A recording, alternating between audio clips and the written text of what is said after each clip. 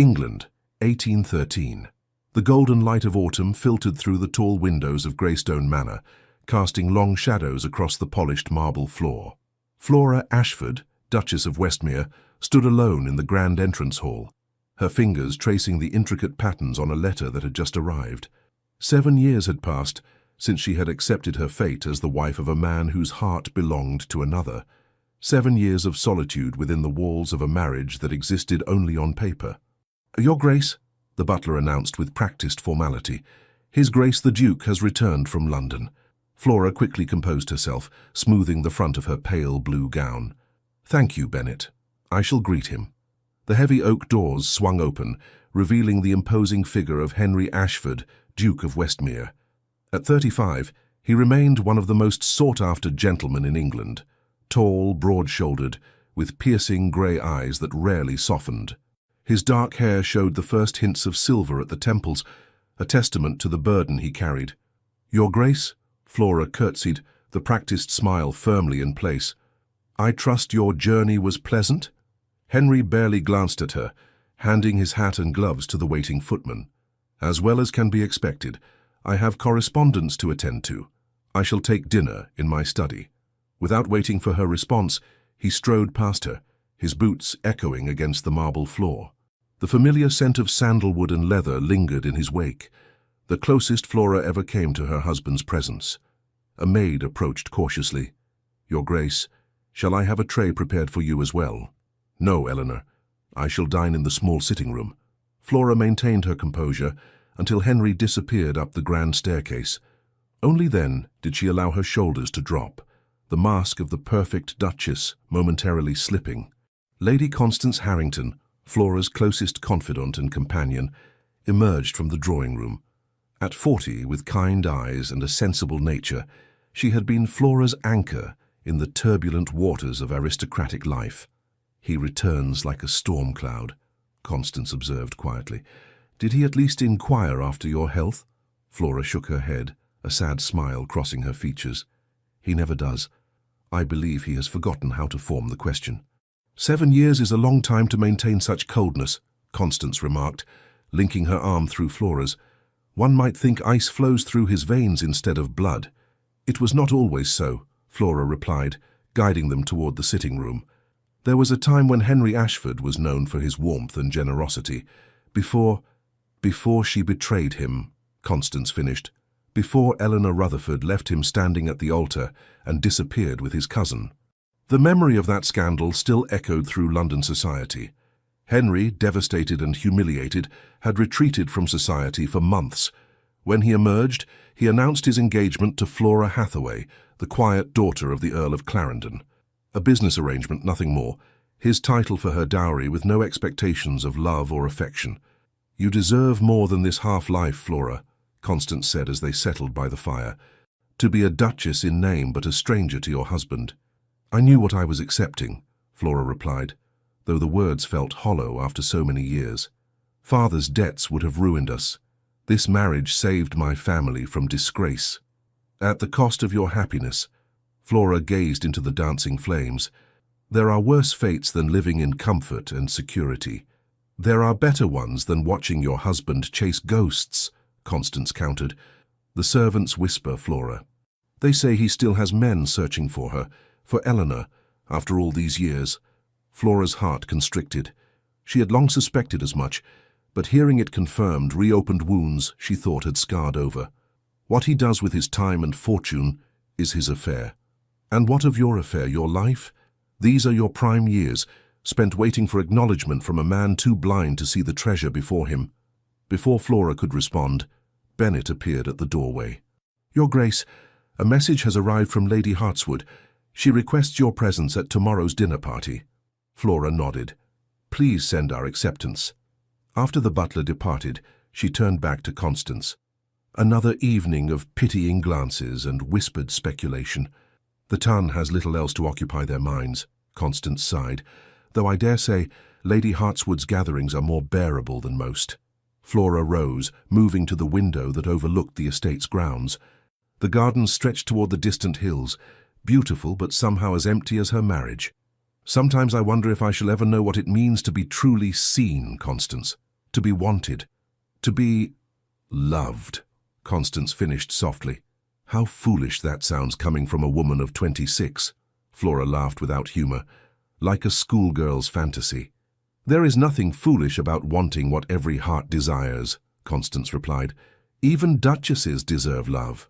As twilight descended over Greystone Manor, Flora watched the first stars appear in the darkening sky. Somewhere in the vast house, her husband sat alone, perhaps staring at reports of another false sighting, another dead end in his search for a woman who had chosen to disappear rather than become his wife, while she who had chosen to be his wife disappeared a little more each day, even though she remained exactly where he had left her. Upstairs, in his private study, Henry Ashford stared at the latest report from his investigator, Mr. Nathaniel Price. Another dead end, another false hope extinguished. 7 years, he muttered, crumpling the paper in his fist. 7 years chasing shadows. He moved to the fireplace and tossed the report into the flames, watching as it blackened and curled into ash. The fire illuminated a face hardened by disappointment and bitterness, a far cry from the hopeful young man he had once been. His gaze fell upon the small portrait on his desk, not of Eleanor, as many assumed, but of his mother. The late Duchess had been dead 15 years, but her words still echoed in his mind. A man is measured not by the injuries he suffers, but by how he heals from them. He had not healed. He had merely buried his wounds beneath work, duty, and the relentless pursuit of a woman who had made her choice clear on what should have been their wedding day. A soft knock interrupted his thoughts. "Enter," he called, his voice rougher than intended. His valet, Philip, stepped inside with a glass of brandy on a silver tray. "Your evening drink, Your Grace. And might I remind you of Lady Hartswood's dinner party tomorrow evening?" Henry frowned. "Must I attend?" "The shipping contracts. The Duchess has already accepted on your behalf," Phillips replied, setting down the brandy. "And if I might be so bold, Your Grace, it would not do to let her attend alone again. The gossips are already too busy with their speculations." Henry's frown deepened. He rarely considered how his actions, or lack thereof, affected his wife's position in society. Flora was so capable, so composed, that he sometimes forgot she navigated the treacherous waters of the Tun, largely without his support. "Very well," he conceded. "Have my evening clothes prepared." As Phillips turned to leave, Henry found himself asking, "How is the Duchess today?" The valet paused, surprise briefly crossing his features. "She seems well, Your Grace, though perhaps a little pale. Lady Harrington keeps her company, as always." Henry nodded, dismissing him with a wave. When the door closed, he moved to the window, from which he could see the soft glow from the small sitting room where he knew Flora would be. So close, yet separated by more than walls and corridors. He lifted the brandy to his lips, the amber liquid burning a path down his throat. Tomorrow, he would accompany his wife to Lady Hartswood's dinner party. It was the least he could do, a small courtesy to the woman who had fulfilled her part of their bargain with grace and dignity. Perhaps it was time to set aside his search for Eleanor Rutherford. Perhaps it was time to acknowledge that some ghosts should be allowed to rest, that some wounds would never heal because he kept tearing them open. Perhaps it was time to look at the woman who had stood by his side for 7 years, expecting nothing and receiving even less.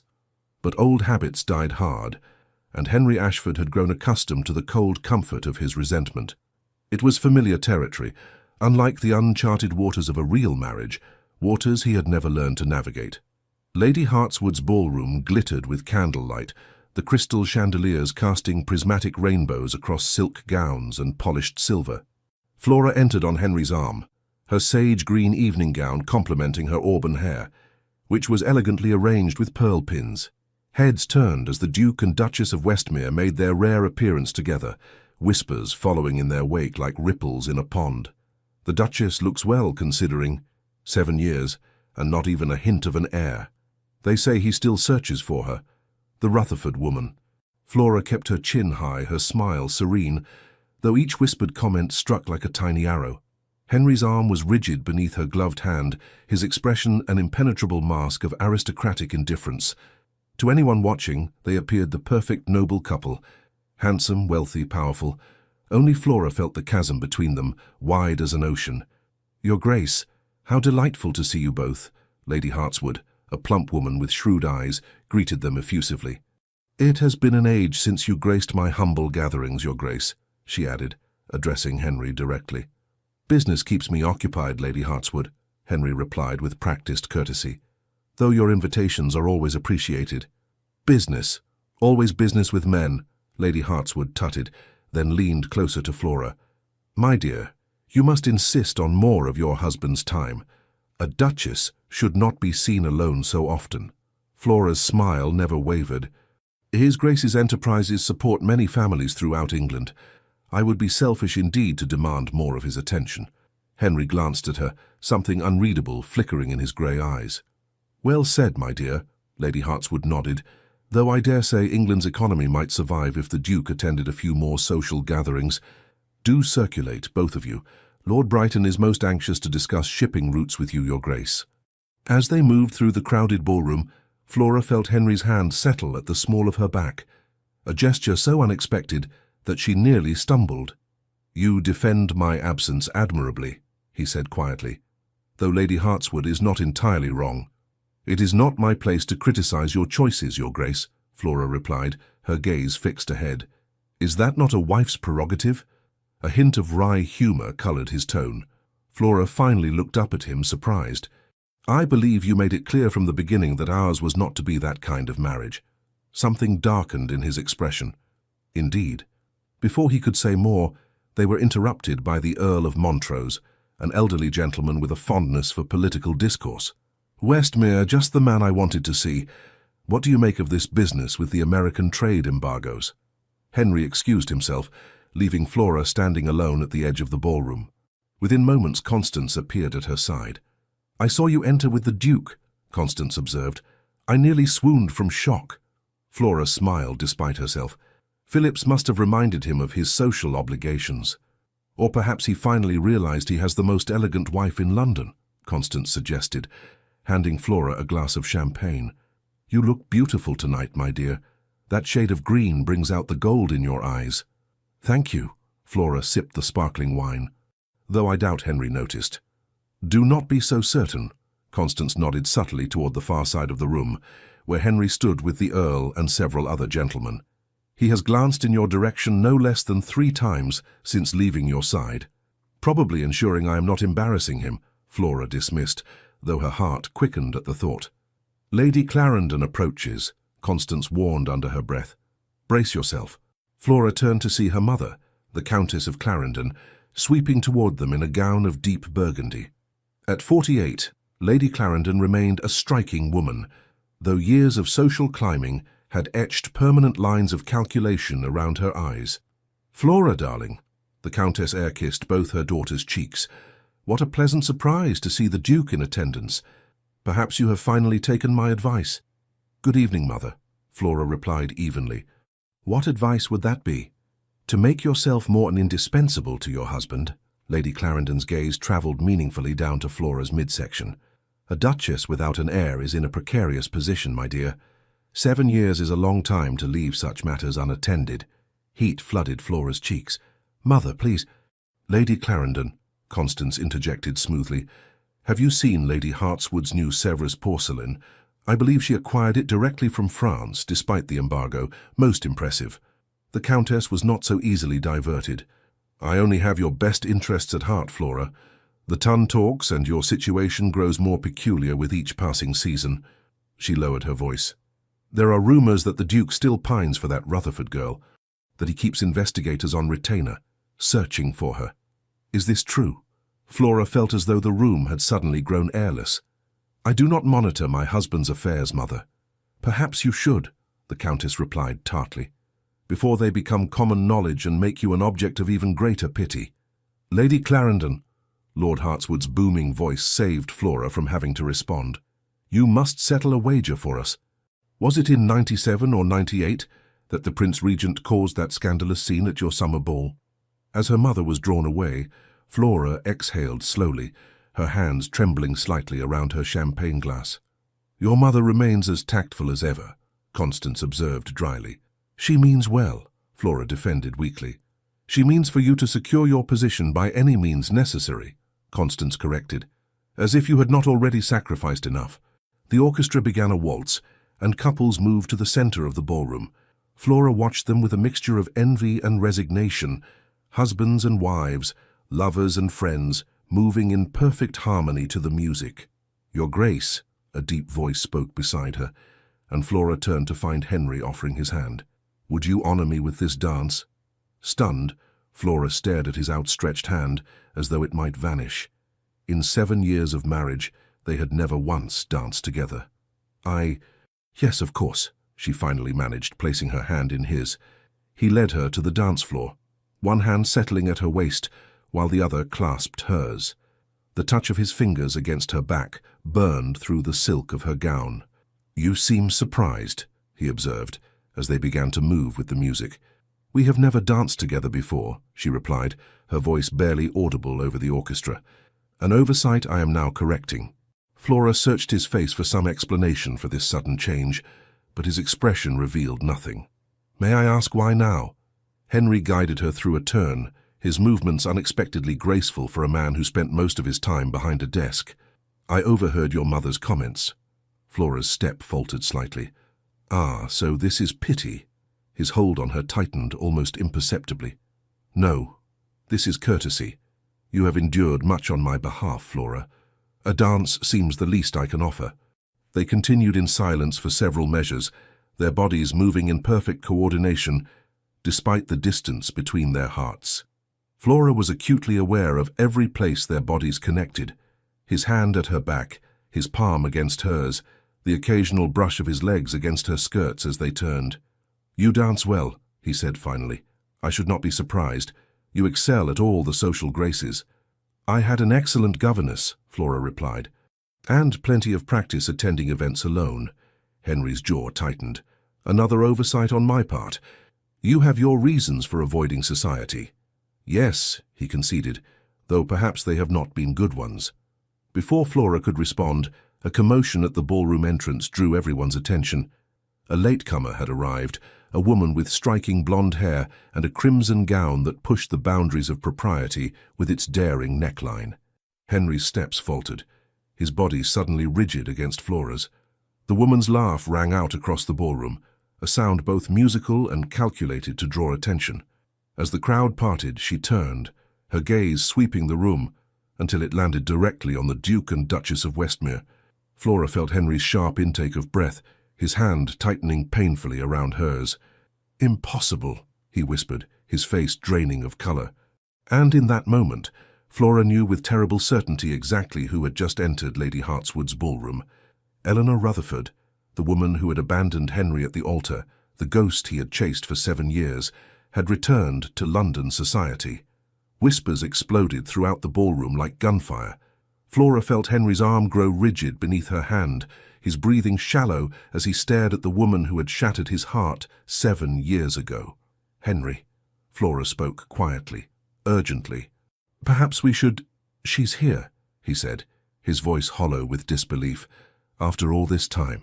Eleanor Rutherford, now Lady Eleanor Stanfield, according to the whispers racing around them, made her way through the crowd with practiced grace.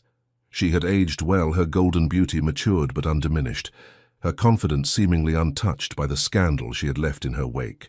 Lady Hartswood hurried toward the newcomer, clearly torn between social obligation and the delicious prospect of drama unfolding in her ballroom. "Lady Stanfield, what an unexpected pleasure." "Lady Hartswood," Eleanor curtsied elegantly, "I hope you'll forgive my intrusion. My husband and I have only just returned to England, and we were so eager to reconnect with old friends." Her gaze drifted meaningfully toward Henry as she spoke the word friends. Flora felt rather than saw the tremor that passed through her husband's body. She squeezed his arm gently, an instinctive gesture of support that surprised them both. "We should leave," she murmured. "This is neither the time nor place for—" "Run away?" Henry's voice had hardened. "And give her the satisfaction?" "Give yourself the dignity," Flora countered softly. For a moment, he seemed to consider her words. Then Eleanor began moving directly toward them, and whatever moment of connection Flora had felt with her husband vanished as his attention fixed entirely on the approaching woman. "Henry," Eleanor greeted him, her voice like honey poured over broken glass. "How wonderful to see you after all this time." Henry's face might have been carved from stone. "Lady Stanfield," he acknowledged coldly. "A surprise indeed." Eleanor's smile faltered slightly at his tone, before her gaze shifted to Flora. "And this must be your wife, the Duchess of Westmere, Flora Ashford." Flora introduced herself, straightening to her full height, which still left her several inches shorter than Eleanor's statuesque figure. "A pleasure to make your acquaintance, Lady Stanfield." Eleanor's assessment was swift and dismissive, taking in Flora's more modest beauty, her simpler gown, her quieter presence. "Charmed, I'm sure." She turned back to Henry. "I had heard you married soon after our misunderstanding." "Misunderstanding?" Henry's voice was dangerously quiet. "Is that what you call it?" Eleanor had the grace to look momentarily discomfited. Perhaps this is not the venue for such discussions. Her gaze swept the ballroom, where dozens of eyes watched their exchange with barely disguised fascination. "I would welcome the opportunity to speak privately, to explain—" "There is nothing to explain," Henry cut her off. "7 years ago, you made your choice perfectly clear." "People change, Henry," Eleanor said, lowering her voice. "Circumstances change. My husband—" "Is he here?" Henry interrupted, his gaze scanning the crowd.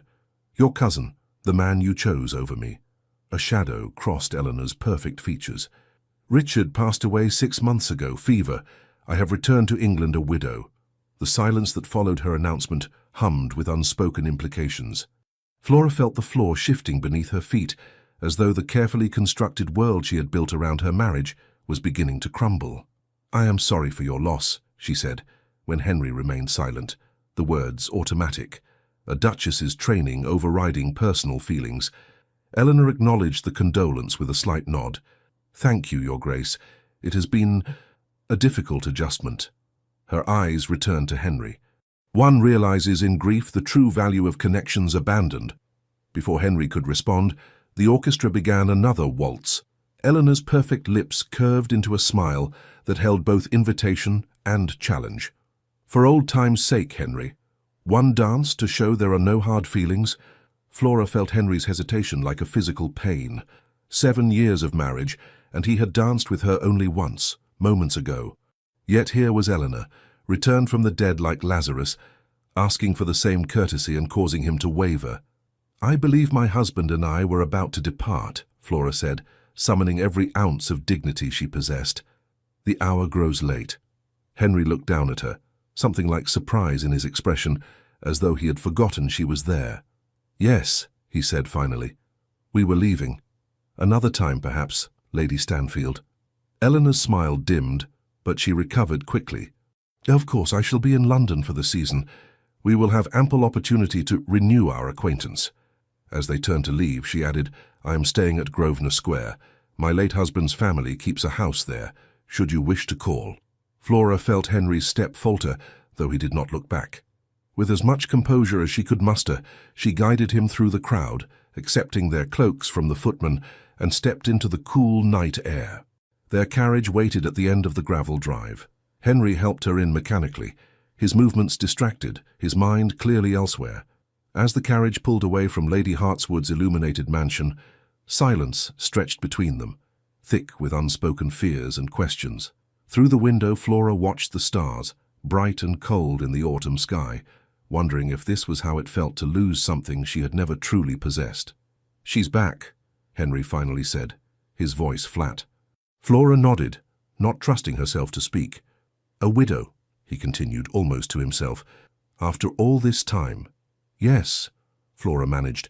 "Quite convenient." Henry's gaze snapped to her face, his expression suddenly alert. "What do you mean?" Flora clasped her hands tightly in her lap. "Nothing. It is not my place to speculate on Lady Stanfield's motivations." "But you have an opinion." "Everyone will have an opinion, Your Grace. I doubt mine matters more than most." Henry leaned forward, his eyes intent upon her face. "I would hear it nonetheless." Flora took a steadying breath. "Very well. I think it peculiar that having abandoned you for your cousin, having made no contact for 7 years despite your—" She hesitated. "Your efforts to locate her, she should reappear in London society immediately following her husband's death, making a spectacle of your past connection." "You think she has designs," Henry stated flatly. I think a widow with a tarnished reputation might look favorably upon reconnection with a duke, Flora replied carefully, particularly one whose fortune has only increased in her absence. Henry sat back, his expression unreadable in the dim carriage light. You believe she aims to entrap me again. I believe she aims to secure her future, Flora corrected. Whether that includes you would depend on what other prospects she finds available. A bitter laugh escaped him. How pragmatic you are, Flora, always seeing the practical angle. A necessary skill for a duchess in name only, she replied quietly. Henry fell silent at that, turning to stare out the window as London's streets passed by.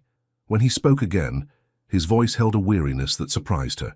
7 years, he said, 7 years searching, wondering, imagining explanations, and now she simply returns. As though stepping back onto a stage, she temporarily exited. What will you do? Flora asked, dreading the answer but needing to know. Henry's gaze remained fixed on the passing shadows. I don't know. It was perhaps the most honest thing he had ever said to her. 3 days passed following Lady Hartswood's dinner party, 3 days in which Henry retreated further into his study, emerging only for meals that he barely touched. Flora maintained the household routines, received callers, and pretended not to notice the letter delivered by messenger from Grosvenor Square, a letter her husband quickly pocketed, his face carefully blank. On the morning of the 4th day, Flora sat in the morning room with Constance, reviewing correspondence when Bennet entered with the day's post and newspapers. The latest scandal sheets have arrived, Your Grace, he announced with careful neutrality, though Flora detected a note of concern in the old butler's voice. Thank you, Bennet, she replied, reaching for the stack. The moment he departed, Constance leaned forward. Well? What are they saying? Flora's hands trembled slightly as she unfolded the first paper, her eyes scanning until she found what she feared. Society sensation. The return of the runaway bride, she read aloud. Lady Eleanor Stanfield, née Rutherford, whose dramatic flight from the altar 7 years ago left the Duke of Westmere bereft, has returned to London a widow. Observers at Lady Hartswood's gathering noted a tense reunion between the former lovers, with the current Duchess of Westmere looking on. One wonders what the Duke makes of this unexpected development, particularly given the widely known circumstances of his hasty marriage to the daughter of the nearly bankrupt Earl of Clarendon, mere months after Lady Rutherford's departure. Flora set the paper down, her cheeks burning. Vultures, Constance spat. They twist the knife with such elegant phrasing. It is no more than I expected, Flora said, though the words stung nonetheless. Hasty marriage. Nearly bankrupt Earl. Sires, they might as well have written convenient financial arrangement. Your marriage has been a model of propriety, Constance insisted. Whatever its origins, you have been a credit to the Westmere name.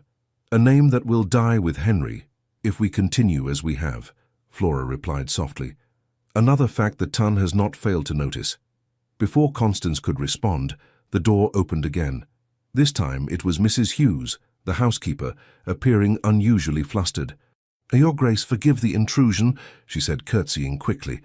There is a situation that requires your attention. Flora set aside the newspapers. What is it, Mrs. Hughes?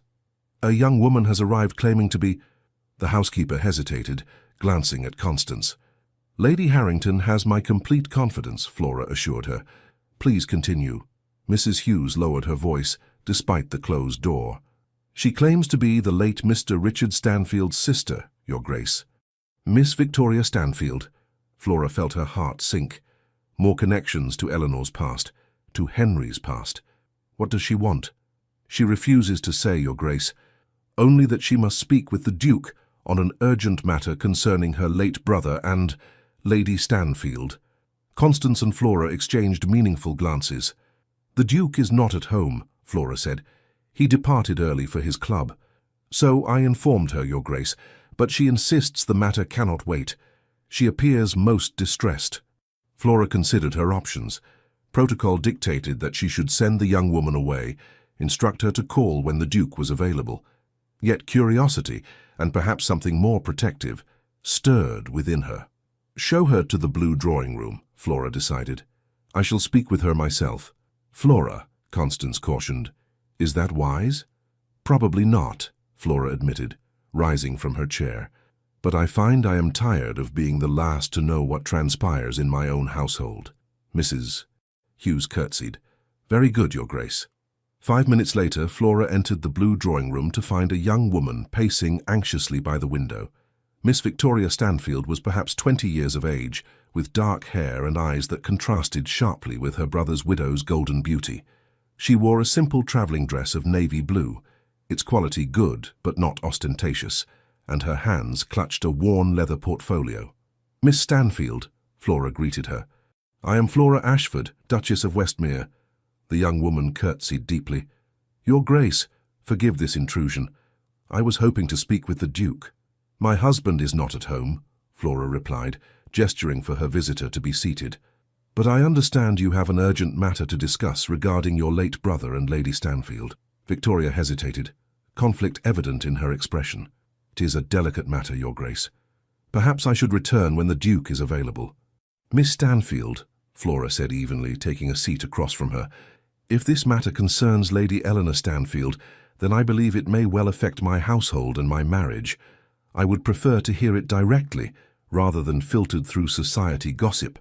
The young woman studied Flora's face as though measuring her character. Whatever she saw there seemed to satisfy her, for she nodded slowly. You're right, Your Grace. This does concern your marriage, though not in the way you might imagine. She took a deep breath. I've come to warn the Duke. My sister-in-law is not what she appears to be. Few of us are, Flora observed quietly. But few have orchestrated the level of deception that Eleanor has, Victoria countered, her voice gaining strength. My brother's death was no accident, Your Grace. I believe Eleanor poisoned him. The accusation hung in the air between them, monstrous and almost unbelievable. That is a very serious allegation, Flora said carefully. Do you have evidence? Victoria opened the portfolio she carried. Richard began suspecting something was amiss months before his death. He grew ill gradually, weakness, stomach pains, confusion. The doctors diagnosed a wasting disease, but Richard didn't believe it. She withdrew several folded letters. He wrote to me in secret, documenting his symptoms and his suspicions. She handed the letters to Flora, who scanned them with increasing alarm. Richard Stanfield's handwriting grew progressively more unsteady through the correspondence, his thoughts more disjointed, but the central suspicion remained clear. He believed his wife was slowly killing him. In his final letter, Victoria continued, he asked me to retrieve his journal from their home in Italy should anything happen to him. I arrived too late for the funeral. Eleanor had him buried with unseemly haste, but I managed to find this. She produced a small leather-bound book. It details not only his suspicions about Eleanor, but also something I believe will interest the Duke greatly, the true story of why she abandoned him 7 years ago. Flora's hands trembled slightly as she accepted the journal. Why bring this to us? Surely the authorities would do what? Victoria interrupted bitterly. The word of a spinster against a beautiful widow of good family. I have no proof that would satisfy a magistrate. The body is buried, no examination was performed, but I know my brother, Your Grace. He was not a fanciful man. Her eyes filled with tears. And I know what I saw in Italy. Eleanor administering medicine that only seemed to worsen his condition. Eleanor, meeting secretly with a man I later discovered, was a chemist known for creating undetectable poisons. And now she has returned to London, Flora murmured. To Henry. Yes, Victoria nodded grimly. With my brother's fortune secured, and the scandal of her first jilting faded, she seeks to reclaim what she once rejected. I fear the Duke may be in danger if he renews his connection with her. Flora rose, moving to the window that overlooked the garden. Outside, the autumn roses still bloomed, their beauty belying the frost that would soon claim them. Why did she leave him, Miss Stanfield? After all this time, I find I would like to know. Victoria's expression hardened. Money, Your Grace. Simply that. My brother was heir to our uncle's shipping fortune, a fortune that would only be his if he married before his 30th birthday, a stipulation in our uncle's will, Victoria continued. Eleanor discovered this mere days before her wedding to the Duke. She also learned that my brother stood to inherit significantly more than the Duke's fortune was worth at that time. So she abandoned Henry at the altar to marry your brother instead, Flora concluded, the pieces finally falling into place. For financial gain. Precisely, Victoria confirmed. Richard was besotted with her, had been since they first met. When she suddenly appeared at his doorstep the night before her wedding, claiming she couldn't go through with marrying the Duke because she'd always loved Richard, he believed her. They eloped that very night. Flora shook her head, disgust mingling with a strange sense of relief. All these years Henry had imagined some great passion, some profound connection that had drawn Eleanor away.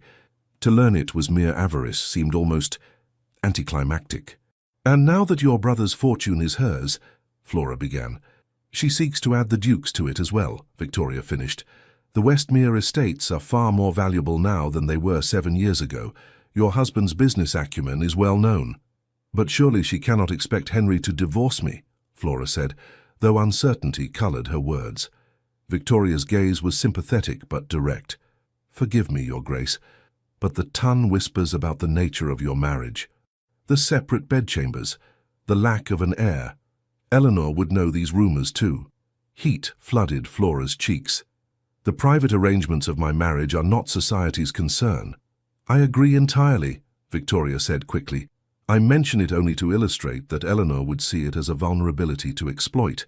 She is extraordinarily calculating." Flora looked down at the journal in her hands. "May I show this to my husband?" "That is why I brought it," Victoria replied. "But I must warn you, some of the contents are disturbing and deeply personal." "I understand." Flora moved to the bell pull. When the footman appeared, she instructed, "Please ask Mrs. Hughes to prepare a guest chamber for Miss Stanfield. She will be staying with us for a few days." Victoria's eyes widened. "Your Grace, I couldn't possibly impose—" "It is not an imposition, but a precaution," Flora replied firmly.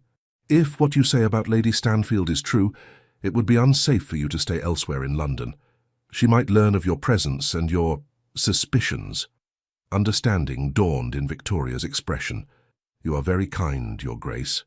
"Not kind," Flora corrected. "Practical. Now you must be tired from your journey. Rest, and we shall speak again when the Duke returns." After seeing Victoria settled, Flora retreated to her private sitting room with Richard Stanfield's journal. For hours she read, her horror growing with each page. The journal documented not only Richard's gradual poisoning, but also Eleanor's numerous infidelities, her extravagant spending of the Stanfield fortune, and her occasional references to the fool Duke she had left behind. The most damning entries were those from Richard's final months. His handwriting grew increasingly unsteady, his thoughts disjointed, yet his suspicions remained clear. March 15th, 1813. The pain grows worse. E. Brings tea each night, insisting it will help.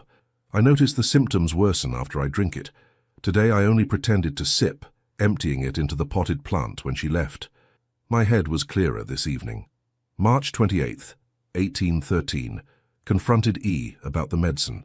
She wept, claimed I was becoming paranoid. Perhaps I am. But I saw her meeting with that chemist again yesterday. What business has my wife with such a man? April 10th, 1813. Weaker today. Cannot hold the pen steady. Have written to Victoria. If something happens, she must know the truth. About E, about the fortune, about everything. By the time she heard Henry's carriage in the drive that evening, Flora's hands were steady and her mind clear. The truth, however ugly, was preferable to the ghost that had haunted her marriage for 7 years. She found Henry in his study, a glass of brandy in his hand, his gaze fixed on the fire. "I need to speak with you," she said from the doorway, not waiting for an invitation to enter. Henry looked up, surprise evident in his expression. Flora rarely sought him out, respecting the boundaries he had established from the beginning of their marriage. "What is it?" he asked, setting down his glass. Flora crossed the room and placed Richard Stanfield's journal on the desk before him. "We received a visitor today. Miss Victoria Stanfield, Richard's sister." Henry stiffened. "What did she want?"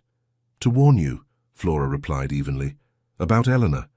A muscle tightened in Henry's jaw. "I don't need warnings about Eleanor. I know exactly what she is." "Do you?" Flora challenged gently.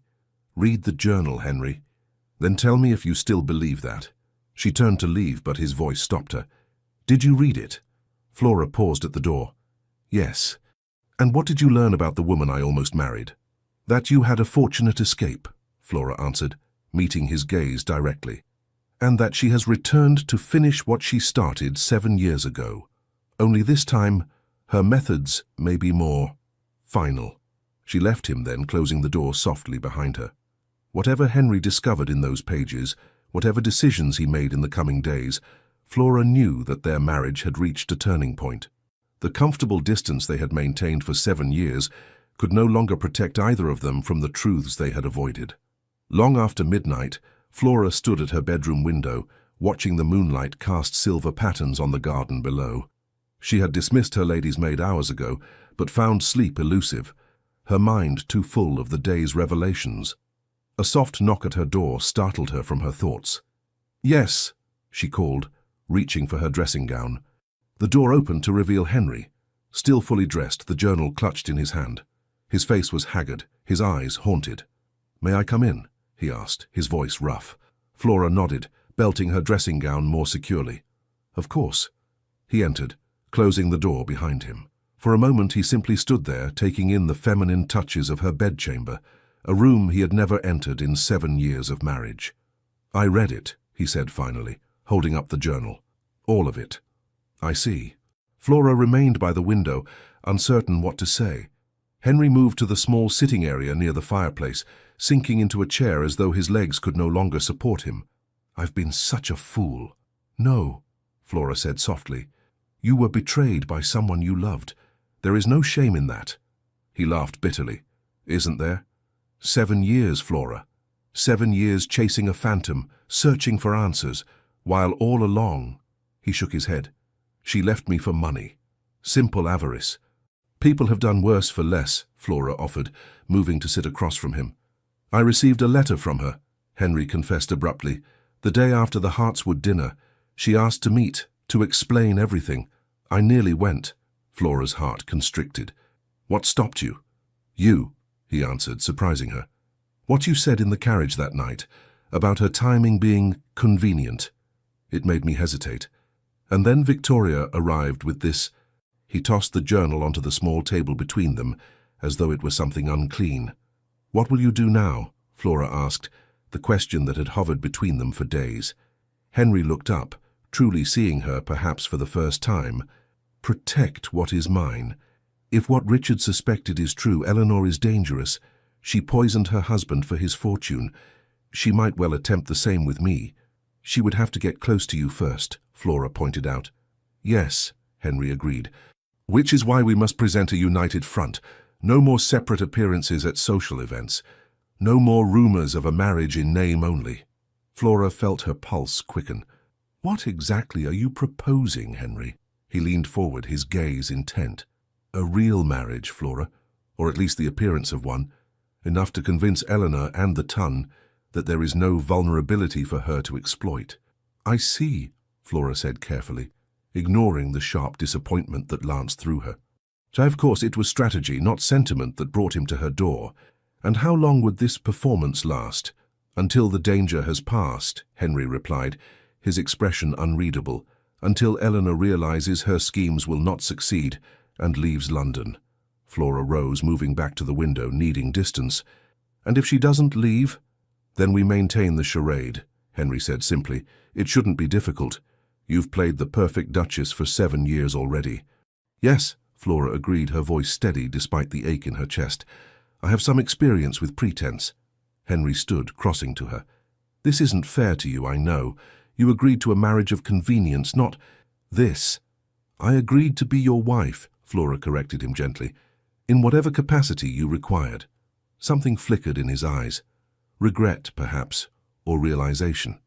"I haven't been a husband to you in any real sense of the word." "No," she acknowledged. "You haven't." They stood in silence for a moment, the moonlight casting both their faces in silver and shadow. "Tomorrow," Henry said finally, "I'll have my things moved to the connecting suite." He gestured to the door that had remained locked since their wedding day, the door that led to what should have been the Duke's chambers. "We'll begin appearing together at social functions, dining together, riding together in the park." "As you wish," Flora agreed, keeping her tone neutral. Henry hesitated, then reached out to touch her cheek, a gesture so unexpected that Flora nearly flinched. "Thank you," he said softly. for showing me the truth, for being steadfast all these years. Before she could respond, he withdrew his hand and moved toward the door. "Good night, Flora." "Good night, Henry," she whispered as the door closed behind him. Alone again, Flora pressed her fingers to her cheek, where his touch still lingered, wondering if it was possible to both gain and lose everything in the same moment. The next morning dawned cold and clear, the first true frost of autumn painting the garden in crystalline white. Flora watched from the breakfast-room window as servants hurried across the lawn, breath clouding in the chill air. The frost seemed fitting, beautiful but temporary, like the new arrangement with her husband. "You're up early," Henry's voice came from the doorway. Flora turned, surprised to find him already dressed for the day. In all their years of marriage, they had rarely broken their fast together, each preferring the solitude of their private quarters in the morning hours. "I often am," she replied, "though we have not often kept the same schedule." Henry entered, accepting a cup of coffee from the waiting footman. Another oversight to be corrected. His words were light, but something in his tone caught Flora's attention. She studied him as he took a seat at the table, noting the shadows beneath his eyes, the tension in his shoulders. "Did you sleep well?" she asked, resuming her own place. "Hardly at all," he admitted. "The contents of that journal, I found them disturbing." "As did I," Flora agreed, spreading a small amount of marmalade on her toast. "Have you decided what to do about Lady Stanfield?" Henry's expression hardened. "I've instructed Bennet to refuse her at the door should she call, and I've sent word to my solicitor to begin investigating Richard Stanfield's death. If there is evidence of foul play, it should be brought to light." "And Miss Victoria? Will you speak with her today?" "Yes," Henry nodded. "I have questions about her brother's final days, details that might help build a case should one be necessary." They ate in silence for several minutes, the quiet broken only by the clink of silverware against china and the occasional rustle of Henry's newspaper. It was strange, Flora thought, how intimate a simple breakfast could feel after years of careful distance. "I received an invitation from Lady Somerset this morning," she said finally. "A musical evening tomorrow. We should attend together to begin our new arrangement." Henry looked up from his paper. "Yes, that would be suitable." He hesitated, then added, "You play the pianoforte beautifully. Perhaps you might be persuaded to perform." Flora nearly dropped her teacup. "You've heard me play?" "When?" A faint flush colored Henry's cheeks. "You often play in the music room in the evenings. Sometimes when I work late in my study, I hear you through the walls." "Oh," Flora said softly, strangely moved by the thought of Henry listening to her music, a private connection she'd never suspected. "Yes, I could play something if you wish." "I would," he said simply, returning to his paper. Flora finished her breakfast in contemplative silence, wondering what other small threads might have connected them over the years without her knowledge. As she rose to leave, Henry spoke again. "There will be talk, you know, about the sudden change in our public behavior." "There is always talk," Flora replied with a small smile. "Let them speculate. It matters only what we know to be true." Henry regarded her thoughtfully. "And what is true, Flora? About us?" The question caught her off guard, direct and searching in a way Henry had never been with her before. "That we are husband and wife," she answered carefully, "that we have built a life, however unconventional, that has suited our purposes for 7 years, and that now circumstances require adjustment." "A diplomatic answer," Henry observed, rising as well. "Worthy of a duchess." "The only answer I have to give," Flora replied, meeting his gaze steadily. Something unreadable flickered in his eyes. "For now, perhaps. But I find myself curious about what lies beneath the diplomatic duchess, the woman I've lived alongside for 7 years but never truly known." Before Flora could respond, Bennet appeared at the doorway. "Your Grace, Mr. Price has arrived. He says he has urgent information regarding the matter you discussed yesterday."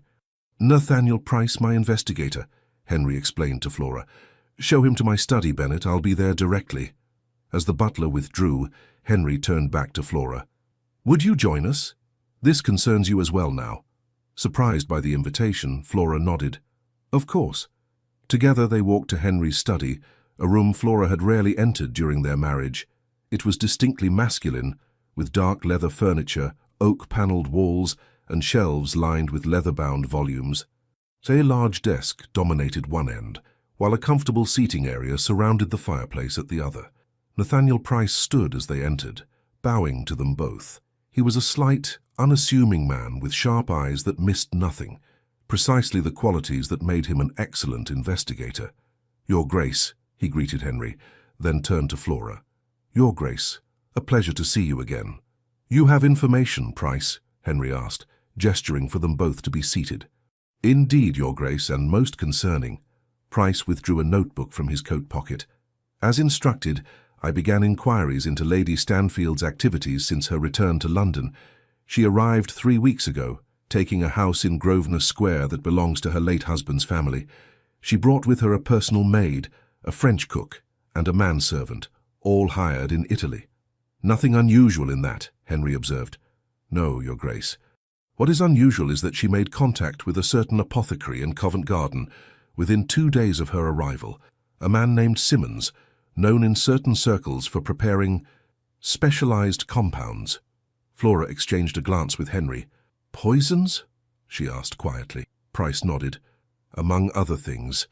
Nothing that could be proven illegal, but his clientele tends toward the desperate or the dangerous." "Has she visited him again?" Henry asked. "Twice more, Your Grace. Most recently yesterday afternoon." Price consulted his notes. "She also made inquiries about your habits, Your Grace, your club, your preferred riding paths in the park, your business associations. She seems particularly interested in when you might be alone." A chill ran through Flora. "She means to approach him when I'm not present." "So it would appear, Your Grace," Price agreed. "There's more. Lady Stanfield has been making discreet inquiries about annulments and divorces among the peerage, specifically cases where marriages were dissolved due to lack of consummation." Flora felt heat rush to her face, even as her stomach knotted with dread. So Eleanor's plan was becoming clear. Isolate Henry, perhaps poison him slowly, as she had Richard Stanfield, while simultaneously investigating ways to invalidate his marriage. Henry's expression had darkened to something dangerous. "She plans comprehensively." "She does, Your Grace," Price confirmed. "There is one more thing. Lady Stanfield has arranged to attend Lady Somerset's musical evening tomorrow night." "As have we," Flora said, her voice steadier than she felt. "It seems the confrontation will come sooner rather than later." "So it would seem," Henry agreed, turning back to Price. "Continue your surveillance of Lady Stanfield. I want to know everywhere she goes, everyone she meets, and see what else you can discover about Richard Stanfield's death. His sister believes he was poisoned. Find out if there's evidence to support the claim." "Yes, Your Grace." Price rose, bowing again. "I'll report again tomorrow morning." After the investigator had left, Henry remained silent, staring into the fire. Flora watched him, noting the tight set of his jaw, the way his fingers drummed restlessly on the arm of his chair. "She won't succeed," Flora said quietly. Henry looked up, his gaze sharp. "How can you be so certain?" "Because we know what she intends," Flora replied simply, "and because she underestimates me." A ghost of a smile touched Henry's lips. "I believe I may have made the same mistake." "It's not an uncommon one," Flora said, rising from her chair. "Men often do." Before she reached the door, Henry spoke again. "Flora." She turned, waiting. "I'm sorry," he said, the words seeming to cost him considerable effort. "For 7 years I've been chasing a ghost while ignoring the woman before me. I've been less than the husband you deserved." The apology, unexpected and sincere, caught Flora off guard. "We both entered this marriage with open eyes, Henry. You never promised me more than you gave." "Perhaps that was the failing," he replied softly. "Perhaps I should have." Not knowing how to respond to this new, reflective Henry, Flora simply nodded and left the study, her thoughts in turmoil. Lady Somerset's musical evening was one of the most anticipated events of the autumn season. Her townhouse in Berkeley Square boasted a magnificent music room with exceptional acoustics, and she prided herself on presenting only the finest musicians and accomplished amateurs to her guests. Flora felt every eye upon them as she and Henry entered the already crowded room. She wore a gown of deep crimson silk, more vibrant than her usual subdued palette, with Henry's grandmother's rubies at her throat and ears. Henry, resplendent in black evening wear, kept his hand at the small of her back, a gesture that raised eyebrows among those accustomed to the polite distance the Duke and Duchess typically maintained in public. "My dears!" Lady Somerset hurried forward, her face alight with curiosity, poorly disguised as welcome. "How delightful to see you both, and looking so well, I must say." "You're too kind, Lady Somerset," Flora replied warmly. "We've been looking forward to this evening. Your musical gatherings are always exceptional." "Indeed they are," Henry agreed, his hand remaining possessively at Flora's waist. "I understand my wife has agreed to favour us with a performance tonight." Lady Somerset's eyes widened slightly. "Has she indeed? How wonderful! We shall place you after Miss Harrington's violin sonata, Your Grace." As their hostess moved away to greet other guests, Flora felt a ripple move through the crowd. Following the direction of the murmurs, she saw Eleanor Stanfield making her entrance. The widow wore a striking gown of midnight blue that displayed her golden beauty to perfection, her hair arranged in an elaborate style studded with sapphires. Her gaze swept the room until it found Henry, and a smile of calculated warmth curved her lips. She began moving in their direction, only to falter slightly when she noticed Flora at Henry's side, his arm now around her waist. "She's surprised to see us together," Flora murmured. "Good," Henry replied quietly. "Let her wonder." Eleanor recovered quickly, approaching them with practiced grace. "Your Grace," she curtsied to Henry, then turned to Flora. "Your Grace, how lovely to see you both." "Lady Stanfield," Henry acknowledged coolly. "I wasn't aware you had an interest in music." "There are many things about me you've yet to learn, Henry," Eleanor replied, her voice dropping to an intimate tone. "Or perhaps relearn." Flora felt Henry's arm tighten around her waist. "I doubt that very much, Lady Stanfield. Some lessons once learned need no repetition." Eleanor's smile faltered slightly. "You seem different, Henry. Not the man I remember." 7 years changes a person," Henry replied evenly. "As does marriage to the right woman." The pointed emphasis on his words was not lost on Eleanor, whose gaze flickered to Flora, reassessing. "Indeed," she said smoothly. "Speaking of changes, I've only recently returned to London and find myself quite without escort for Lady Hartswood's masquerade ball next week. Perhaps you might recommend a suitable companion." The transparent attempt to separate Henry from Flora might have been amusing if it weren't so brazen. "I'm afraid I cannot help you there," Henry replied. "I'll be escorting my wife, of course." Eleanor's smile turned brittle. Of course, how thoughtless of me to suggest otherwise. Before she could say more, the first performer was announced, and guests began moving toward the seats arranged before the pianoforte. Henry guided Flora to a place near the front, ensuring Eleanor could not join them. "That was direct," Flora whispered as they sat. "Perhaps too direct? We don't want to alarm her." "Let her be alarmed," Henry replied, his voice hard. "I want her to know that whatever game she's playing, she will not find me an easy mark." The music began, a skilled tenor performing a Schubert lieder. Flora tried to concentrate, but her nerves were too alert, too aware of Eleanor watching them from across the room, and of Henry beside her, his thigh occasionally brushing against hers in a way that sent inexplicable shivers through her body. When it came time for her to perform, Flora moved to the pianoforte with outward calm, though her heart raced. She had selected a Beethoven sonata, one that began softly but built to passionate intensity, a piece she had often played alone in the music room at Greystone Manor, never knowing Henry listened. As her fingers touched the keys, the room faded away. There was only the music, flowing through her, expressing all she could not say in words, the loneliness of 7 years, the yearning for connection, the growing spark of something new and fragile between her and the man she had married but never truly known. When the final notes died away, there was a moment of silence before the applause began. Flora looked up to find Henry watching her, his expression unguarded for once, filled with something that looked almost like wonder. As she returned to her seat, he took her hand, bringing it to his lips in a gesture that sent a ripple of whispers through the assembled guests. "That was beautiful," he murmured, "like hearing it for the first time, seeing you play." For the remainder of the evening, Henry kept Flora close, his attention entirely focused on her. They conversed, they laughed, they shared private observations, a performance of marital intimacy so convincing that Flora herself sometimes forgot it was merely for show. Eleanor watched them with increasing frustration, her attempts to draw Henry's attention repeatedly thwarted. By the time they took their leave, the widow's beautiful face had settled into lines of calculation and displeasure. In the carriage ride home, Flora finally relaxed against the cushions, the tension of the evening catching up with her. "Do you think we convinced her?" "I'm not certain," Henry replied thoughtfully. "Eleanor is shrewd. She may suspect a stratagem." "Then we must be more convincing," Flora said decisively. Henry studied her in the dim carriage light. "You played beautifully tonight. I've never heard that piece performed with such feeling." "Thank you," Flora replied, strangely shy under his regard. "It helped to know you were listening." "I've always listened, Flora," Henry said quietly, "even when you didn't know it." The words hung between them, laden with meaning that extended beyond music. As Greystone Manor came into view, Flora wondered what other changes this strange new chapter of their marriage might bring.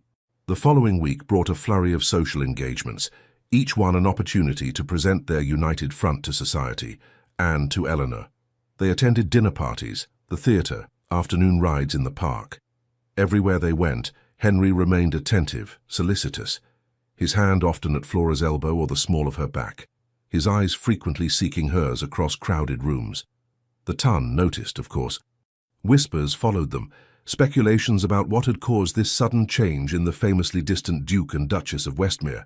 Some suggested a baby might be expected at last. Others hinted at a renewed marriage contract with more favourable terms for the Duchess. A few even wondered if the Duke had finally transferred his affections from the ghost of Eleanor Rutherford to the wife who had waited patiently for 7 years. Flora tried not to listen to the gossip, tried not to let her heart be swayed by gestures she knew were calculated for public consumption. Yet it became increasingly difficult to maintain her emotional distance as days passed, and the boundaries between performance and reality began to blur. Henry now breakfasted with her each morning. They dined together each evening. He sought her opinions on business matters, listened to her play the pianoforte in the evenings, walked with her in the gardens when weather permitted. Most significantly, he had moved his personal items to the connecting suite, though the door between their chambers remained closed each night. It was a convincing charade of marital harmony, so convincing that sometimes, in unguarded moments, Flora found herself forgetting it was not real. One morning, 10 days after their confrontation with Eleanor at Lady Somerset's musical evening, Flora sat at her dressing table while her maid arranged her hair for a riding excursion with Henry. A knock sounded at her door, and to her surprise, Henry himself entered, already dressed in his riding clothes. "Your Grace?" Her maid bobbed a curtsy, surprised by the Duke's unusual appearance in his wife's private chambers. "Leave us, please, Jane," Henry requested. "I need to speak with the Duchess privately." When the maid had gone, Henry crossed to Flora, his expression grave. "Price has brought news. It seems Eleanor has accelerated her plans." Flora's hand stilled in the act of fastening a pearl earring. "What has she done?" "She's been spreading rumours," Henry replied, his jaw tight with anger, "suggesting that our marriage was never consummated, that you remain as much a maiden as the day we wed." Heat rushed to Flora's cheeks. "That's outrageous." "It's calculated," Henry countered. "She's laying groundwork for the suggestion that our marriage could be easily annulled, should I wish to be free of it." Flora rose from her dressing table, moving to the window to hide the hurt that flashed across her face. "I see. And what do you wish to do about these rumours?" She heard Henry move behind her, felt his presence close at her back. "There's only one way to definitively quash such speculation," he said quietly. Flora turned, finding him much closer than she'd expected, his grey eyes intent upon her face. "Which is?" "To make it abundantly clear that you are my wife in every sense of the word," Henry replied, his voice dropping lower. "To ensure that no one, including Eleanor, can doubt the nature of our relationship." Flora's heart began to beat faster. "And how do we accomplish that?" "We must share a bedchamber," Henry said simply. "Not just for appearances, the servants' talk, but in truth." The implication hung in the air between them, charged with 7 years of distance and the strange new intimacy that had been growing over the past fortnight. "You wish to consummate our marriage," Flora stated, needing to hear the words plainly spoken. "After 7 years." "Yes." Henry took a step closer. "If you are willing." Flora searched his face, looking for signs that this was merely another strategic move, another piece in the game against Eleanor. What she saw instead confused her. Desire, certainly, but also uncertainty and something that looked almost like tenderness. "Why now, Henry?" she asked softly. "Is it only because of Eleanor's rumors?" He hesitated, then shook his head. "No, not only that." "Then what?" Henry ran a hand through his hair, a gesture of frustration she had rarely seen from him. "I don't know how to explain it, Flora. These past weeks, seeing you differently, being with you differently, it's as though a fog has lifted. I find myself thinking of you at odd moments, wanting to hear your opinions, wondering what might make you smile." He paused, struggling visibly with words that did not come easily to him. "The truth is, I've been a fool. For 7 years I've been living with a remarkable woman and never bothered to truly know her. And now that I've begun to see you, really see you, I find I want more." Flora's breath caught in her throat. "More? More of you?" Henry said simply. "More than this careful performance we've constructed, more than separate lives lived under the same roof." He reached out, his fingers tracing the curve of her cheek with a gentleness that made her tremble. "I want a real marriage, Flora, not just in name, not just for show." "Because of Eleanor's schemes?" she whispered, needing to be certain. "Because of you," he replied. "Eleanor's return may have opened my eyes, but what I see now has nothing to do with her and everything to do with the woman who has stood beside me with grace and dignity for 7 years, asking nothing in return." Flora closed her eyes, overwhelmed by words she had never expected to hear from her husband's lips. "I cannot promise my heart, not yet," Henry continued softly. "That would be a lie. But I can promise to try, to be the husband you deserve, to build something real between us. If you'll give me the chance." When she opened her eyes, he was watching her with an expression she had never seen before, vulnerable, hopeful, uncertain. "Yes," she said simply, "I will give you that chance."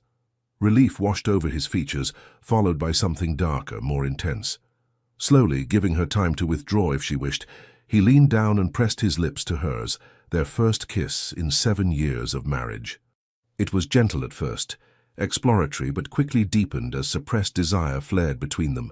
Flora's hands came up to clutch at his shoulders as his arms wrapped around her waist, drawing her against the solid warmth of his body. When they finally broke apart, both breathing heavily, Henry rested his forehead against hers. "Perhaps we should postpone our riding excursion," he suggested, his voice rough with want. Flora smiled, a new confidence unfurling within her. "I believe that would be wise, Your Grace." He captured her lips again, more urgently this time, and Flora surrendered to the knowledge that whatever had begun between them, whether born of strategy or genuine feeling, had irrevocably changed the nature of their marriage. For better or for worse, the winter of their discontent was finally beginning to thaw. Hours later, as afternoon shadows lengthened across the bedchamber, Flora lay in the circle of Henry's arms, her head pillowed on his chest, listening to the steady rhythm of his heartbeat. The intimacy they had shared had been both strange and familiar, the awkwardness of new lovers tempered by the deep knowledge of two people who had orbited each other's lives for 7 years.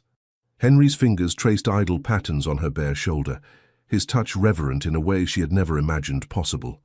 "I should have done this years ago," he murmured, pressing a kiss to her temple. Flora smiled against his skin. "You weren't ready then." "No," he agreed. "I was too lost in bitterness, too focused on what I'd lost to see what stood before me." "And now?" she asked, raising her head to meet his gaze. Henry tucked a strand of auburn hair behind her ear, his expression thoughtful. "Now I find myself wondering how many other treasures I've overlooked through my own blindness." The tenderness in his voice brought a lump to Flora's throat. She had guarded her heart for so long, convinced that Henry would never see beyond the convenient arrangement of their marriage. To have him look at her now with such warmth, such consideration, was almost more than she could bear. "We should dress for dinner," she said, reluctant to break the spell, yet wary of allowing hope too much reign. Henry caught her hand as she moved to rise. "Flora," she turned back to him, questioning. "I meant what I said earlier," he told her earnestly, "about building something real between us. This wasn't just," he gestured to the rumpled bedding, "physical need." "I know," she assured him, though a small part of her still feared the transience of this new connection. "Do you?" He sat up, drawing her back to him. "Because I need you to understand. Whatever began as strategy has become something else entirely. Something I never expected, but now find I cannot imagine losing." Flora searched his face, finding only sincerity in his grey eyes. "Then we shall not lose it," she promised. "We shall build on it day by day." His answering smile warmed her to her core. "Starting now," Henry agreed, pressing a kiss to her palm. "Though I fear we must first address the threat that looms over us." Flora nodded, sobering at the reminder of Eleanor's schemes. "What is our next move?" "Price continues to gather evidence about Richard Stanfield's death," Henry replied, reluctantly releasing her hand. "Until we have enough to confront Eleanor directly or take our suspicions to the authorities, we must remain vigilant." "The Hartswood masquerade is tomorrow night," Flora reminded him as she rose, pulling on her dressing gown. "Eleanor will certainly be there." "As will we," Henry affirmed, watching as she moved to the bell pull to summon her maid. Together. The word held new meaning now, charged with the intimacy they had shared. As Flora met his gaze across the room, she allowed herself for the first time in 7 years to hope that the future might hold more than the cold politeness that had defined their past. Lady Hartswood's annual masquerade ball was the most anticipated event of the autumn season. Her ballroom had been transformed into a fantastical woodland scene, with silk flowers climbing the walls and paper birds suspended from the ceiling on invisible threads. Hundreds of candles cast a golden glow over guests in elaborate costumes and jeweled masks, creating an atmosphere of enchantment and possibility. Flora entered on Henry's arm, wearing a gown of silver-blue silk that shimmered like moonlight on water. Her mask, adorned with pearls and tiny silver stars, concealed the upper half of her face, leaving only her lips and chin exposed. Beside her, Henry cut an imposing figure in black evening wear, his mask a simple domino of dark velvet that did little to disguise his identity. Few men possessed his height and bearing. "You look beautiful," he murmured, as they paused at the entrance to the ballroom, his gaze warm with appreciation. "Like a winter goddess." Flora smiled, still unaccustomed to such open admiration from her husband. "And you make a very handsome shadow, Your Grace." His answering smile sent a flutter through her stomach, a reaction she was beginning to associate with this new, attentive version of Henry. The past 24 hours had brought changes she scarcely dared believe, each moment of genuine connection reinforcing the fragile hope that what had begun as strategy might truly evolve into something lasting. "Shall we dance?" Henry asked, guiding her toward the center of the ballroom where couples were already moving to the music. "With pleasure," Flora replied, allowing him to draw her into his arms. As they joined the waltz, Flora caught glimpses of curious eyes behind masks, watching the Duke and Duchess of Westmere dance with unprecedented closeness. Even through the festive chaos, their sudden intimacy had not gone unnoticed. "We have an audience," she murmured. "Let them watch," Henry replied, his hand pressing more firmly against the small of her back. "I find I no longer care what the ton thinks of us." "No?" Flora raised an eyebrow behind her mask. "And what of Eleanor? I haven't spotted her yet." "She'll be here." Henry's expression darkened momentarily. "But she too shall witness what everyone else sees, that the Duke of Westmere is entirely captivated by his wife." The words sent warmth cascading through Flora's chest. "Is he indeed?" she asked, her voice light though her heart pounded. Henry's gaze softened as it held hers.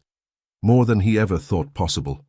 They danced in silence for several measures, each lost in private thoughts. Flora allowed herself to savor the sensation of being held in her husband's arms, their bodies moving in perfect harmony, as though they had been dancing together for years rather than days. As the music ended, Henry reluctantly released her. "I should greet Lord Hartswood," he said. "He mentioned wanting to discuss the West Indies shipping routes." "Of course," Flora nodded. "I believe I see Lady Clarendon by the refreshment table. I should pay my respects to my mother." "I'll find you shortly," Henry promised, his fingers lingering on hers before he moved away through the crowd. Flora watched him go, still marveling at the transformation in their relationship. Then, squaring her shoulders, she turned toward the refreshment table where her mother was holding court, among a circle of admirers. Lady Clarendon's eyes widened slightly as Flora approached, though her social smile never faltered. "My dear daughter," she greeted, air-kissing Flora's cheeks. What a charming costume. Silver becomes you. Thank you, Mother, Flora replied, accepting a glass of champagne from a passing footman. You look well. The Countess, dressed as a Roman empress in purple silk and a gold laurel wreath, preened slightly at the compliment.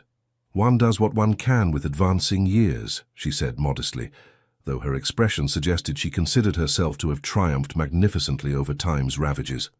As the other guests drifted away, Lady Clarendon leaned closer, her voice dropping. I've been hearing the most interesting rumours, Flora, about you and the Duke. Have you indeed? Flora kept her tone neutral, though she couldn't suppress a small smile. They say you've become closer, her mother continued, shrewd eyes studying Flora's face. That the Duke hardly leaves your side these days. That he looks at you as though seeing you for the first time. Perhaps he is, Flora replied simply. Lady Clarendon's painted brows rose higher. My dear, has something changed? After all this time? Before Flora could respond, a ripple of whispers spread through the ballroom, drawing their attention. Eleanor Stanfield had arrived, and her entrance was nothing short of spectacular. Dressed as Cleopatra, she wore a gown of shimmering gold that clung to her statuesque figure, her blonde hair elaborately arranged and intertwined with gold serpents. Her mask, shaped like the wings of a golden falcon, highlighted her striking blue eyes. Even among the lavishly costumed guests, she commanded attention, her beauty heightened by the dramatic costume. The widow makes her move, Lady Clarendon observed dryly. Rather obvious, isn't it? Eleanor Stanfield has never favoured subtlety, Flora replied, watching as the blonde woman scanned the ballroom, clearly searching for someone. Her mother's gaze sharpened. You know her? We've been introduced, Flora said carefully. She was at Lady Somerset's musical evening. Understanding dawned in Lady Clarendon's eyes. Ah, so that's the wind that changes your weather, is it? Competition has finally roused the Duke from his indifference. Mother, Flora admonished gently. It's more complicated than that. I'm sure it is, dear. The Countess patted her hand patronizingly. Men often are, but whatever the cause, I'm pleased to see the change. A duchess without an heir is in a precarious position, as I've always said. Flora felt heat rise to her cheeks at the implication. If you'll excuse me, Mother, I should find Henry. As she turned to leave, Lady Clarendon caught her arm. Be careful, Flora, she warned, her expression unusually serious. That woman didn't earn the nickname the Golden Viper for nothing. She destroyed the Duke once before. Surprised by the genuine concern in her mother's voice, Flora nodded. I know, Mother, but Henry is not the same man he was 7 years ago. Let us hope not, the Countess replied, for both your sakes. Flora moved through the crowd searching for Henry while keeping one eye on Eleanor, who had begun working her way through the ballroom with calculated grace. The widow's path seemed random, but Flora noted she was gradually moving toward the corner, where Henry stood in conversation with Lord Hartswood and several other gentlemen. Before Flora could reach her husband, she felt a light touch on her arm. Turning, she found Miss Victoria Stanfield, dressed simply as a shepherdess in pale blue, her dark eyes anxious behind her modest mask. Your Grace, Victoria curtsied, forgive the interruption, but I must speak with you urgently. What is it, Miss Stanfield? Flora asked, drawing her toward a quieter alcove. She's here, Victoria said, her voice trembling slightly. And she's seen me. I didn't think she would recognize me in costume, but... Eleanor knows you're in London? Flora asked, alarmed. Victoria nodded. She was watching when I arrived, the way she looked at me. Your Grace, I fear she suspects I've spoken to the Duke about Richard's death. Flora glanced across the ballroom. Eleanor had nearly reached Henry's group, her golden gown gleaming in the candlelight. Stay close to me, she instructed Victoria. We'll join my husband immediately. Together they moved through the crowded room, Flora's heart racing as she saw Eleanor reach Henry's side. Even from a distance, she could see the widow's practiced smile, the way she placed her hand on Henry's arm as she spoke. By the time Flora and Victoria reached them, Eleanor was saying, Such a delightful surprise to find you here, Henry. I had begun to think you were avoiding me. Not at all, Lady Stanfield, Henry replied coolly, his gaze shifting to Flora as she approached, relief evident in his expression. Merely occupied with matters of greater importance. Eleanor turned, her smile faltering slightly as she saw Flora.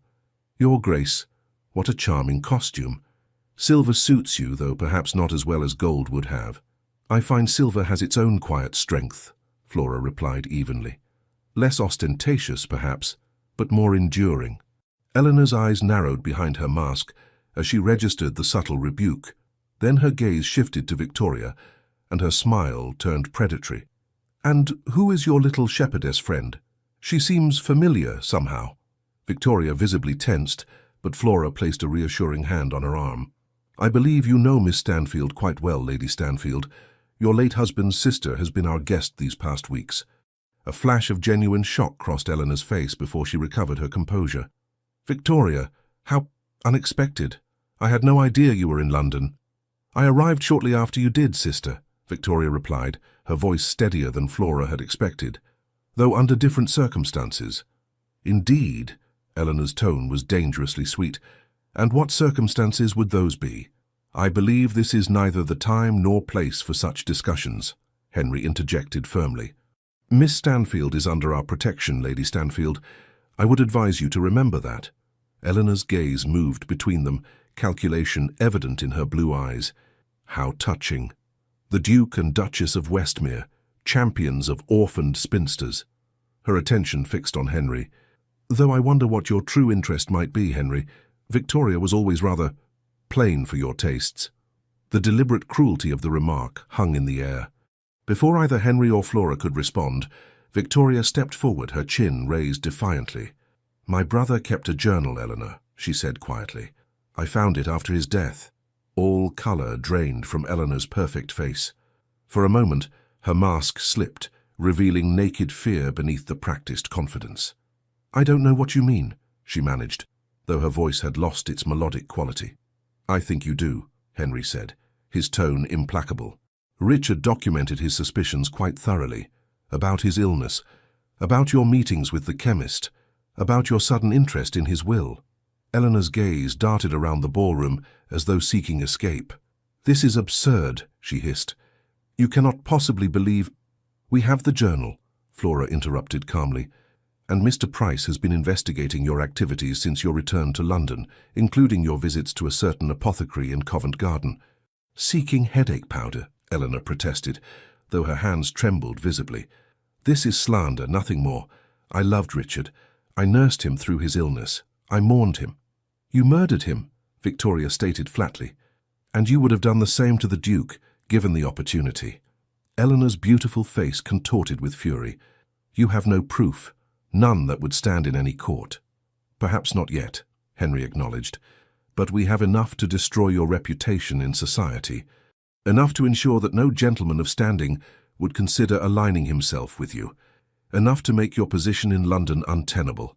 For a long moment, Eleanor stood frozen, her gaze moving between them as she calculated her options. Then, abruptly, her demeanour changed, softening into the vulnerable beauty that had once captivated Henry. Henry, she said, her voice breaking slightly, surely you don't believe these absurd accusations, after what we meant to each other, after all this time? Flora felt a flicker of anxiety as Eleanor turned the full force of her charm on Henry. For 7 years, this woman had held his heart captive. Would he waver now, faced with her apparent distress? But Henry's expression remained unmoved, his grey eyes cold as he regarded the woman who had once been his fiancée. What we meant to each other, he repeated. You left me at the altar for my cousin and his fortune. You made me a laughingstock before all of society. And now you return, a widow under suspicious circumstances, making discreet inquiries about annulments and divorce laws. He shook his head, a look of wonder crossing his features. For 7 years I searched for you, wondering what had gone wrong, what I might have done differently, what a fool I was. Eleanor's facade cracked further, desperation replacing calculation in her eyes. It wasn't like that, Henry. I was young, confused. You were calculating, Henry corrected flatly. Just as you are now. The only difference is that this time I can see you clearly. He turned to Flora, his expression softening as he took her hand. Thanks to my wife? The simple gesture and the warmth in his voice as he acknowledged Flora seemed to affect Eleanor more than any accusation. Her gaze moved between them, finally registering the genuine connection that had formed where once there had been only polite distance. So it's true, she said quietly. "The rumors. You've finally decided to make her your wife, in more than name." "I've finally recognized what has been before me all along," Henry replied. "A woman of grace, intelligence, and loyalty. Everything you pretended to be, but never were." Eleanor's mask of beauty slipped entirely then, revealing the cold calculation beneath. "How touching," she sneered. "The Duke finally notices his convenient little wife.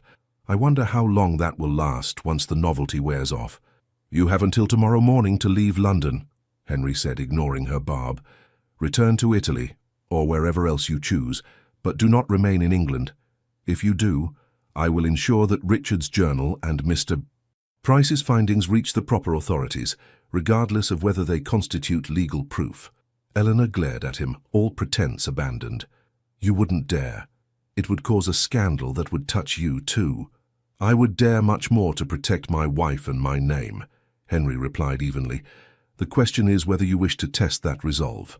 For a long moment, the four of them stood in silence, the festivities continuing around them, oblivious to the drama unfolding in their midst. Then Eleanor straightened, her chin lifting in defiance. "Very well," she said coldly. "I shall depart London tomorrow. But don't imagine this is the end, Henry. You've made a powerful enemy tonight."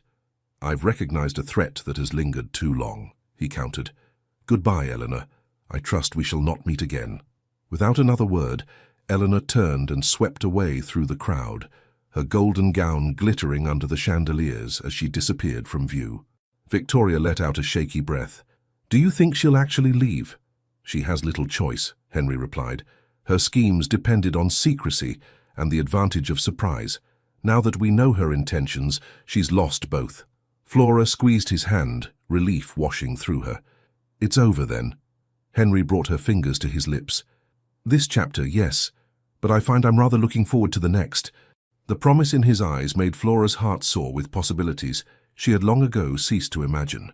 Dawn was breaking over London when Henry entered Flora's bedchamber, already dressed for the day despite the early hour.